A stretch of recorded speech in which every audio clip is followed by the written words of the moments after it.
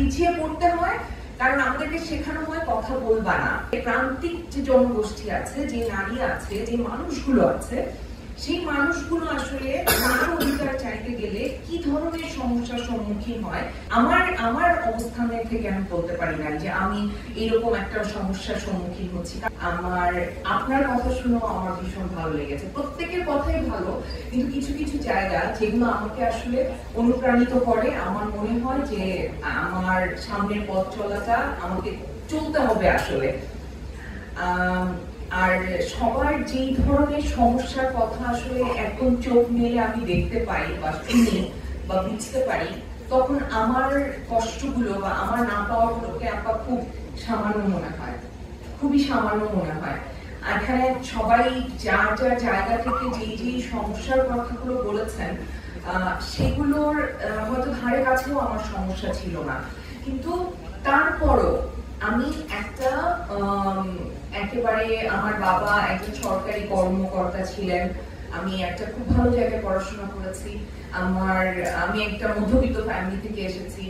সবকিছুর এই সুব্যবস্থাগুলো পাওয়ার পরও আমি যে বৈষম্যের শিকার হয়েছি, তো আমার শুধু একটাই ভয় যে আমি যদি এই বৈষম্যের শিকার হই, আমি যদি আমার অধিকার চাইতে গিয়ে আসলে এইভাবে অপমানিত হই, অপদস্থ হই এবং অধিকার পাবো কি পাবো না সেইটা নিয়ে আশঙ্কায় থাকি, তাহলে প্রান্তিক যে জনগোষ্ঠী আছে, যে নারী আছে, যে মানুষগুলো আছে, সেই মানুষগুলো আসলে তার অধিকার চাইতে গেলে কি ধরনের সমস্যার সম্মুখীন হয় সেটা বুঝতে কিন্তু আমার অন্তত এতটুকু কোনো দ্বিধা নাই। কারণ আমি আজকে যে বাঁধনটা, সেই বাঁধনটা 10 বছর আগে ছিলাম না। আমি যখন আমার অধিকার চাইতে গিয়েছি তখন আমি আদালত, থানা, আমার নিজের লয়ার, সবার কাছে যে পরিমাণে আসলে অপমান অপদস্থ হয়েছি, হিউমিলিয়েশনের শিকার হয়েছি, সেটা আমি আমার জায়গা থেকে ফেস করতে হয়েছে। তো একটা মেয়ে যখন বলছিল যে যৌন হয়রানির শিকার হয়েছে, সে যে তার বাসায় বলবে, আমি আমার বাসায় বলতে পারি না। আমার অবস্থানের থেকে আমি বলতে পারি না যে আমি এরকম একটা সমস্যার সম্মুখীন হচ্ছি, কারণ আমরা আসলে কোথায় বলবো, কাকে বলবো, কি বলবো, এটা আমাদেরকে শেখানো হয় না আপা। আমি আসলে এই জন্য আপনাদের স্কুলের মেয়েদেরকে বা ক্লাবের মেয়েদেরকে ধন্যবাদ জানাতে চাই যে ওদের ভয়েস এত শক্ত। এবং আমার সবচাইতে বড় অনুরোধ, এখানে আমরা কেউ পিছিয়ে পড়া না।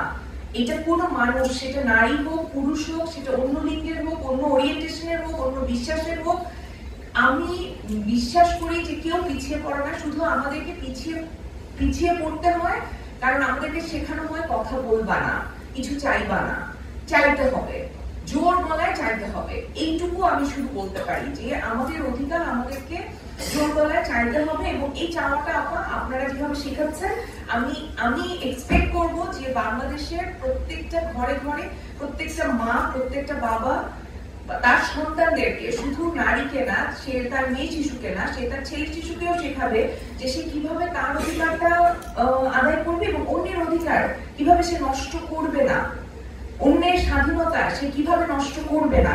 এটা কিন্তু শেখানোর বিষয়। এই জিনিসগুলো যত আমরা রুট লেভেল থেকে চেঞ্জ করতে পারবো, সেইটা আমাদের জন্য অনেক বেশি উপকারী হবে। এবং আইনের কিছু ব্যাপার আছে যেটা আমি আসলে আমার বাচ্চার অভিভাবকত্ব পেতে গিয়ে দেখেছি যে আমাদের এখানে আইন করেই খুবই নিয়মতান্ত্রিক ভাবে আমাদেরকে অধিকার থেকে বঞ্চিত করা হয়। তার মধ্যে অবশ্যই একটা হচ্ছে অভিভাবকত্ব আইন বাচ্চার, যেটাতে মায়ের অধিকার আসলে ন্যাচারাল গার্ডিয়ান বাবাকেই করা হয়েছে, এবং সেইটা যে আইন অনুসারে করা হয়েছে সেটা অনেক বহু বছর আগে, কয়েকশো বছর আগের একটা আইনকে অনুসরণ করে করা হয়েছে, যেটার পরিবর্তন আনাটা ভীষণ জরুরি। এবং সেইটার সাথে সাথে আমি আরেকটা আইনের পরিবর্তনের কথা খুবই স্পষ্ট করে বলতে চাই, এবং এটা আমি সব জায়গায় বলি। এই আইনের পরিবর্তন যদি হয় তাহলে আমাদের সমাজের অনেক সমস্যার সমাধান হবে। সেই আইন হচ্ছে উত্তরাধিকার আইন। উত্তরাধিকার আইনে অবশ্যই না আমার ছেলে মেয়ের সন্তানের সম অধিকার নিশ্চিত হতে হবে। যখন এটা নিশ্চিত হবে তখন সমাজের অনেক অনেক বৈষম্য অটোমেটিক কমে যাবে। সমান অধিকার এনশিওর করা সম্ভব যদি আমাদের যারা পলিটিক্যাল লিডার আছেন, যারা পলিটিক্স এর সাথে ইনভলভ আছেন, তারা তাদের মাইন্ডসেটটা চেঞ্জ করেন, তারা ধর্মকে পুঁজি না করেন, তারা মানুষের অসহায়ত্ব এবং যে কোনো রকমের দুর্বলতাকে পুঁজি না করেন, তারা শুধুই আসলে চিন্তা করেন যে ওকে আমরা আসলে দেশের জন্য চিন্তা করব, মানুষের জন্য চিন্তা করব, আমরা শুধু নিজেদের জন্য চিন্তা করব না।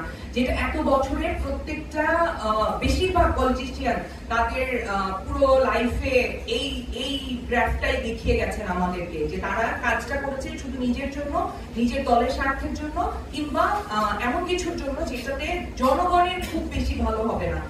এই মানসিকতা থেকে, এই মাইন্ডসেট থেকে ফিরে আসতে হবে আমাদেরকে।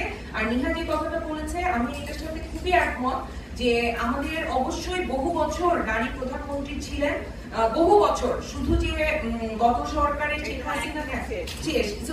ছিলেন, কিন্তু তারপরও তারা বেসিকলি পুরুষতান্ত্রিক সমাজ ব্যবস্থায় একজন নারী যেভাবে অ্যাক্ট করলে সবার কাছে গ্রহণযোগ্য হবে, আমরা নারীরা সেইভাবেই অ্যাক্ট করতে পছন্দ করি কিংবা করি। এই জায়গা থেকে আমাদের বের হতে হবে।